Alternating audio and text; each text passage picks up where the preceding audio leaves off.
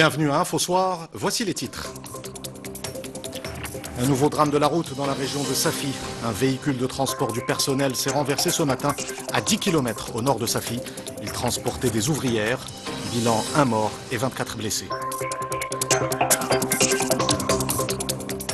Dans le cadre du déconfinement, l'accès aux plages est désormais permis dans la zone d'allègement numéro 1 pour le plus grand bonheur des estivants.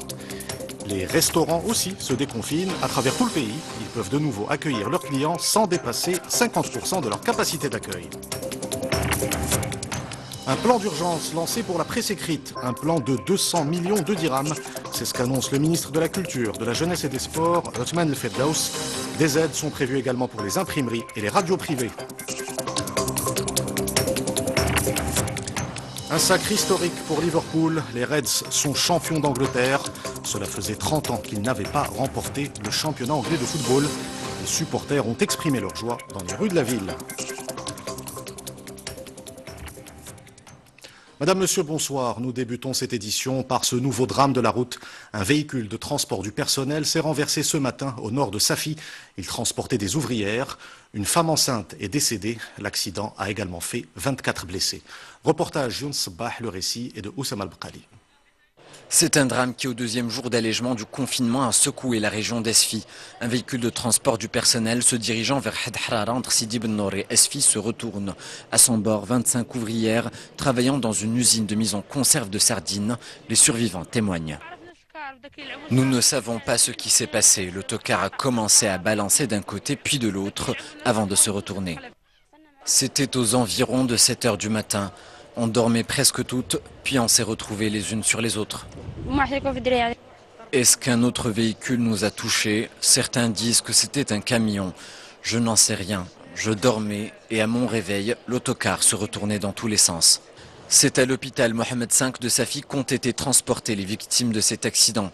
Au total, 24 sont blessés et une femme est décédée des suites de ce drame, dont les causes restent troubles.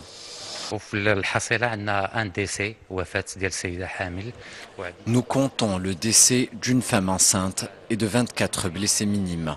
Seule une demeure ici pour des examens supplémentaires aux urgences.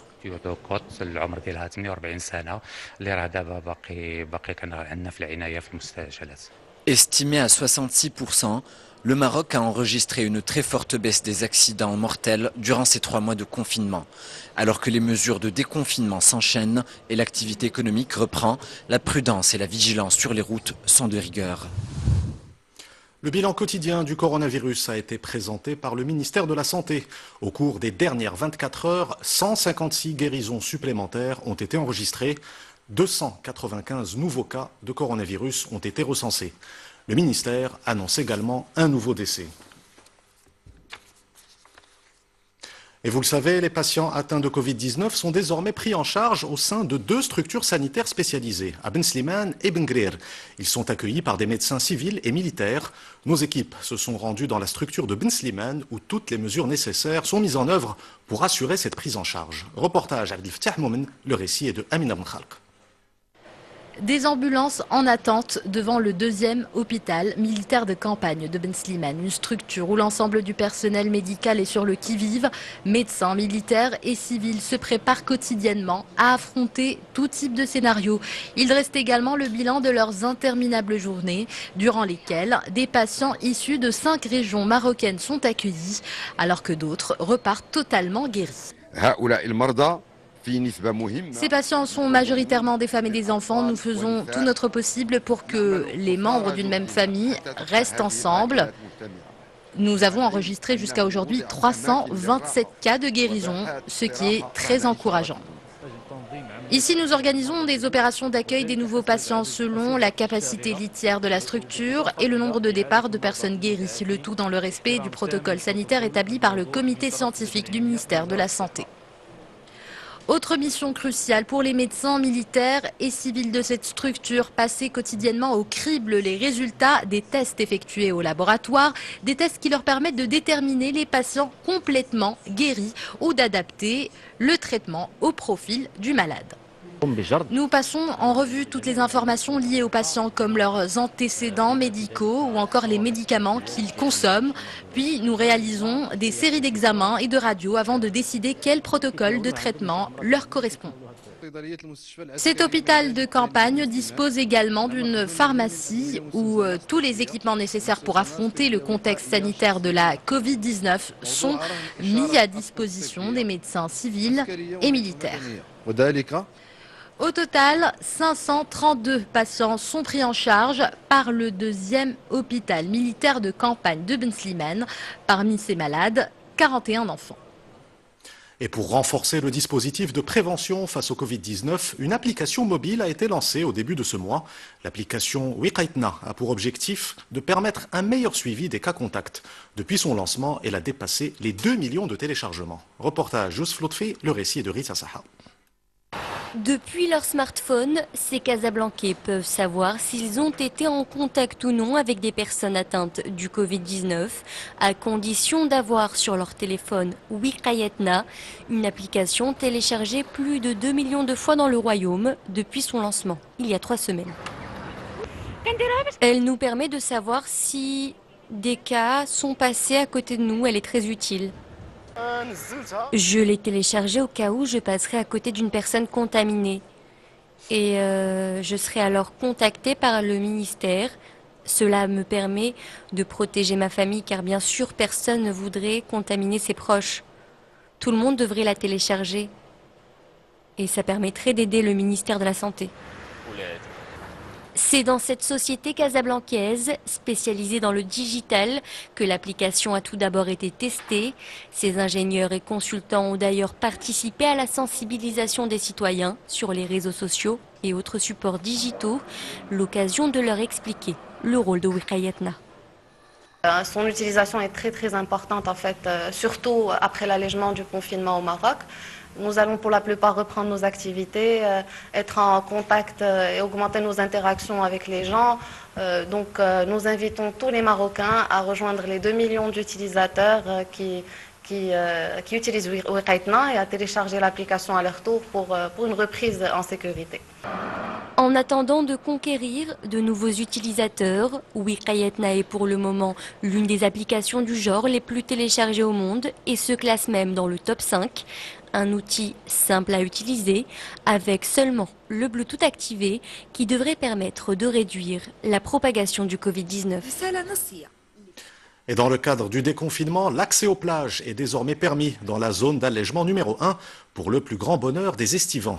De strictes mesures de prévention sanitaire sont mises en place, notamment la distanciation physique entre les vacanciers. Exemple dans la ville de Martil, dans ce reportage de Sdiq Benzina, le récit est de Amina Ben Khalq.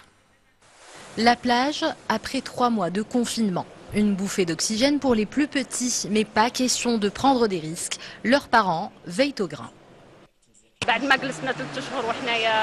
Après 3 mois de confinement, les enfants avaient besoin de se changer les idées. Ils peuvent désormais profiter de la plage dans le strict respect des mesures de prévention.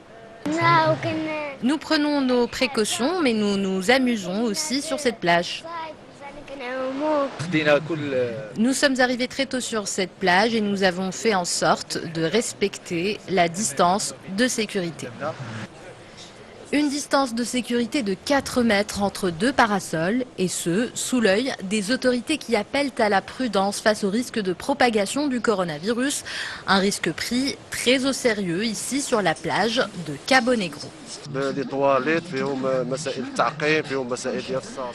Nous avons installé des distributeurs de gel hydroalcoolique et de savon dans les toilettes publiques au niveau de cette plage. Et pour garantir le respect des mesures de prévention, les éléments de la protection civile sont sur place dès 8 h du matin. La prudence est donc de mise sur cette plage de Martil, une ville de la zone numéro 1 d'allègement du confinement, mais aussi une zone touristique par excellence où il faudra redoubler de vigilance pendant cette saison estivale. Les restaurants aussi se déconfinent. À travers tout le pays, ils peuvent de nouveau accueillir leurs clients sans dépasser 50% de leur capacité d'accueil. C'est le cas notamment à Marrakech. Les habitants de la ville ocre ont pu aujourd'hui s'attabler dans les restaurants pour déguster le traditionnel couscous en famille ou entre amis. Et cela pour la première fois depuis plus de 3 mois.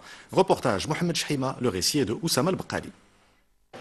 Port du masque obligatoire, distanciation d'1 mètre minimum et seuls 50% de la capacité est servie à table. Ce n'est là que les mesures les plus apparentes prises à l'occasion de la reprise de l'activité de restauration. Pour les clients, après une longue attente, confinés à domicile, partager un couscous est enfin possible.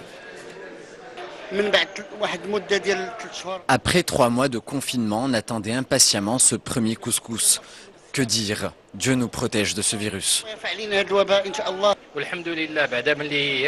L'ouverture des restaurants, l'économie et l'activité qui reprennent, c'est autant de bonnes nouvelles pour tous. Dans les cuisines, tout le monde s'active à préparer le plat du jour. Le vendredi et le couscous est une ancestrale histoire d'amour que ce restaurateur, même après une longue période d'inactivité, perpétue.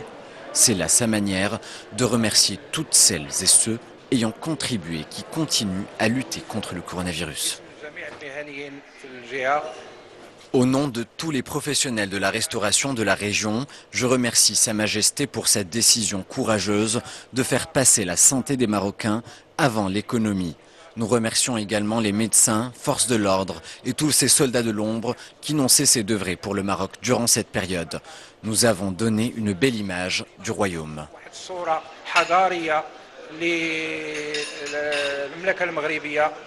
À partir d'hier, 25 juin, quasiment toutes les provinces et préfectures du royaume sont passées en zone 1, à l'exception de Marrakech, Tanger, l'Araïch ou encore Knetra. Mais l'allègement national ayant permis cette reprise de l'activité économique a ravi tout le monde. En famille ou entre amis, le couscous demeure un rituel irremplaçable pour grand nombre de Marocains. Et l'expérience marocaine de lutte contre le Covid-19 a été mise en avant lors des célébrations du 20e anniversaire de la déclaration de Varsovie. Le ministre des Affaires étrangères, Nasser Bourita, a souligné que l'engagement démocratique du Royaume a conditionné sa réponse à la pandémie, rappelant que toutes les mesures prises ont été axées sur la priorité absolue donnée aux citoyens et à sa sécurité sur toutes les autres considérations. Le ministre des Affaires étrangères, qui a également déclaré lors d'une réunion virtuelle de l'Alliance pour le multilatéralisme autour du thème de la santé que le Maroc défend un multilatéralisme solidaire, l'initiative royale destinée à une quinzaine de pays africains pour les accompagner dans leur lutte contre le Covid-19 est ainsi une manifestation concrète de solidarité au profit des pays africains frères. Des dons d'équipements de protection et de médicaments ont été envoyés à plusieurs pays. Nasser Bourita souligne qu'il s'agit d'une preuve de la capacité du continent africain à relever lui-même ses propres défis. Tout autre chose à présent avec cette pénurie d'eau constatée dans 18 douars de la province de Taounat. Les puits et les cours d'eau sont à sec en raison de la faiblesse des précipitations. Les habitants de ces villages ont recours à des moyens de fortune pour l'accès à l'eau. Reportage Sarah Jabri et Ala Dilhamini. C'est dans cette fosse, sans aucune paroi de sécurité, que les habitants de la commune rurale de Tezka récupèrent de l'eau pour subvenir aux besoins de leur famille et abreuver leur bétail. C'est ici même qu'il y a 2 semaines, un adolescent de 14 ans a perdu la vie. Nous étions à court d'eau, alors mon épouse leur a demandé, lui et son frère, d'aller en chercher. Quelques heures après, j'ai reçu un coup de téléphone m'annonçant que mes 2 enfants sont tombés dans le puits et qu'ils n'ont pu sauver qu'un. Selon les habitants de cette petite commune, ce ne serait pas la première fois qu'un tel drame se produit. Pourtant, ils continuent à risquer leur vie pour tirer quelques litres d'eau de cette fosse, car tous les puits du village sont à sec suite à la succession de plusieurs années de sécheresse.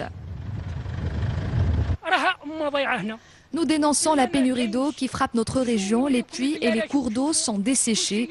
Ces conditions sont devenues invivables pour nous tous. La nature du sol ici est très boueuse, donc imperméable. Les nappes phréatiques ne sont pas alimentées par l'eau de la pluie. Pour nous approvisionner en eau, nous parcourons une distance de 7 km à Dodane. Et quand nos finances le permettent, nous achetons de l'eau potable à 10 centimes le litre.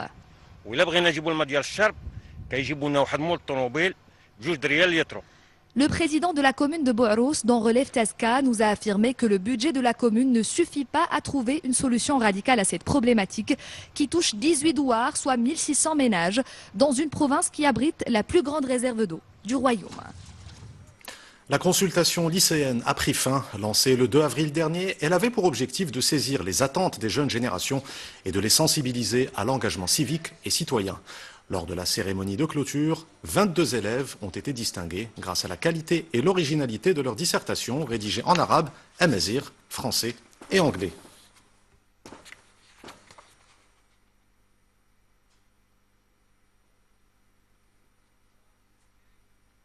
Restons dans le domaine de l'éducation avec ce don de visière au profit des candidats au baccalauréat et du corps enseignant et administratif chargé de la supervision des examens.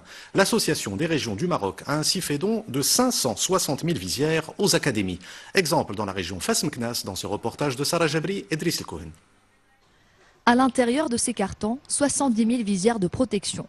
Un lot qui sera remis par l'Association des régions à l'Académie régionale de l'éducation et de la formation de Fez Meknès. Un don qui intervient quelques jours avant la tenue des épreuves du baccalauréat. Ces visières sont plus confortables comparées aux masques de protection, ce qui permettrait aux candidats d'être plus à l'aise. Cette opération a été menée en concertation avec le ministère de l'Éducation nationale. Ces équipements de protection seront par la suite remis aux 9 directions provinciales relevant de la région avant d'être distribués aux candidats et surveillants le jour de l'examen.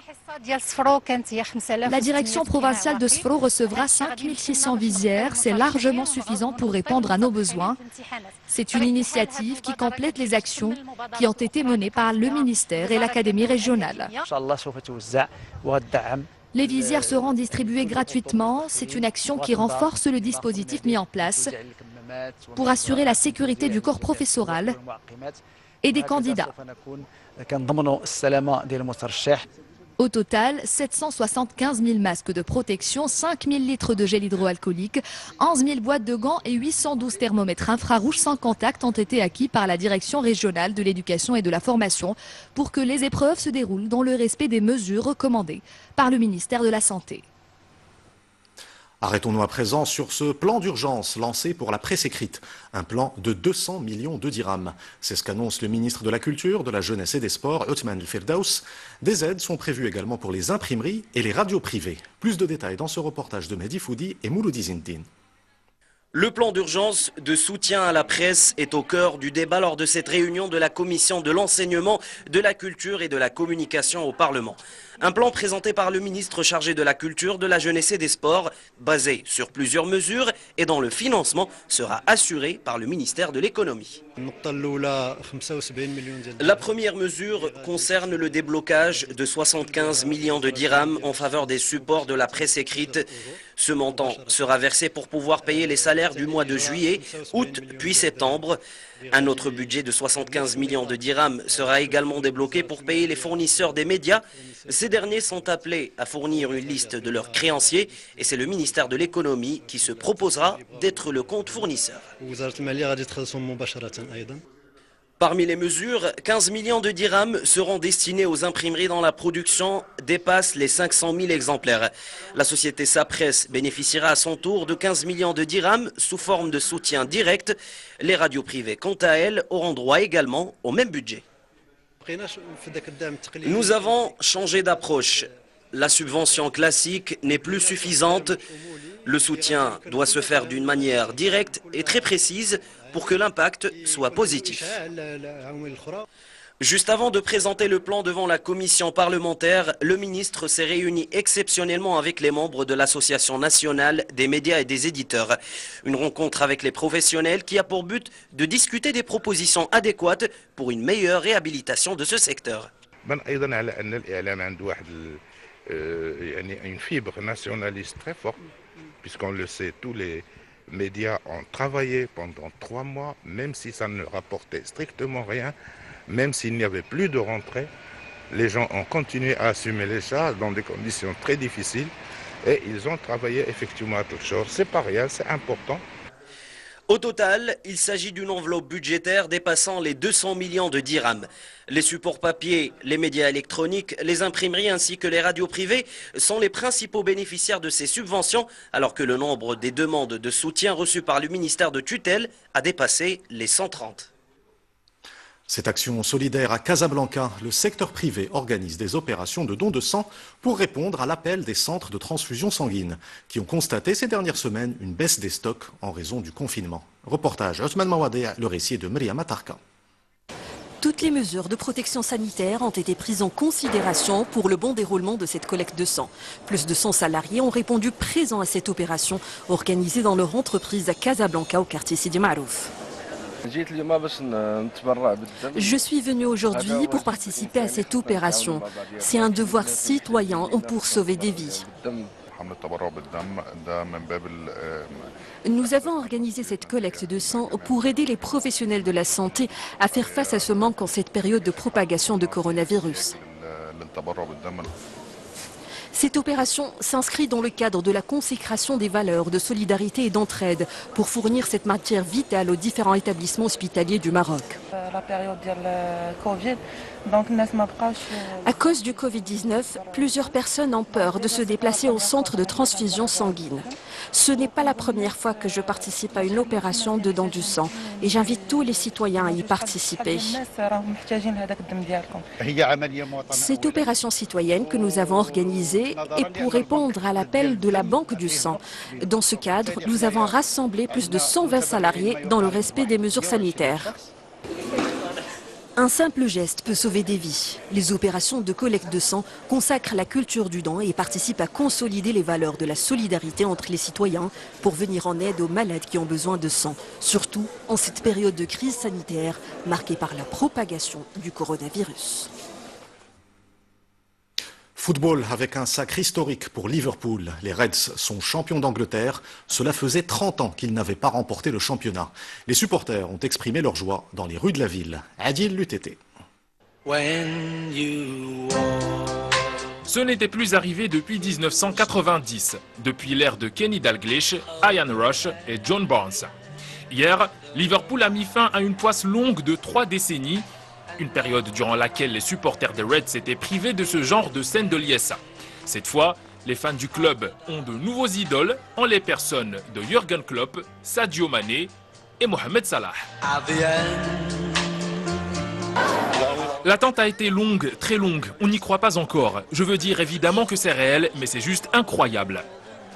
Liverpool a été sacré hier à 7 journées du terme du championnat. Chelsea lui a rendu service depuis Londres en battant le dauphin Manchester City 2-1. La course au titre était pratiquement pliée bien avant le déclenchement de la pandémie, mais Liverpool a tenu à aller jusqu'au bout. Avec 86 points, les Reds sont hors de portée des Citizens qui en comptent 63. Bien que le titre soit en poche, le camp liverpoolien ne compte pas s'arrêter en si bon chemin. Je suis reconnaissant envers mes hommes, la constance dont ils ont fait preuve est exceptionnelle et je ne peux la décrire. Nous devons rester concentrés car nous n'allons pas nous arrêter là. Cela ne veut pas dire que nous allons tout gagner, mais nous devons nous améliorer parce que les autres équipes sont déjà très bonnes. L'homme qui a permis à Liverpool de redorer son blason sur les scènes continentales et locales a parlé. Avec 19 trophées, Liverpool est le deuxième club le plus titré d'Angleterre en championnat. Il n'est désormais qu'à une longueur d'égaler, Manchester United.